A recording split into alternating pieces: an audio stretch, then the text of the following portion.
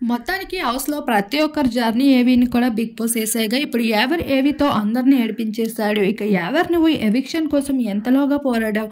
కానీ ఆ ఎవిక్షన్ వద్దని చూసావా ఆడియన్స్ ఓటింగ్‌తోనే నిజాయితీగా వెళ్ళాలనుకోని నీ ఓటింగ్స్‌ని నమ్మకం పెట్టుకొని ఎవిక్షన్‌ని వద్దని పక్కన పెట్టేస్తావు.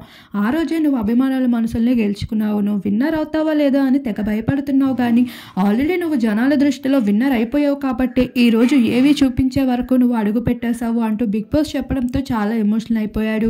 ఇక యావర్ ఏవి మొత్తం ఎక్కువగా అయితే అర్జున్ అంబాటి అలానే శివాజీ పల్లవి ప్రశాంత్లే ఉన్నారు. వాళ్ళతో ఉన్న బెస్ట్ మూమెంట్స్ని చూస్తూ చాలా ఎమోషనల్ అయిపోయాడు. ఎంతకాలంగా నాకు అమ్మ లేదని బాధపడ్డా కానీ ఈ బిగ్ బాస్కి వచ్చాక అమ్మని తక్కువ గుర్తు చేసుకునే అంత ఎమోషన్స్ ఎక్కువగా ఇచ్చారు బిగ్ బాస్ అంటూ చాలా బాధపడుతూ అయితే కనిపించేశారు.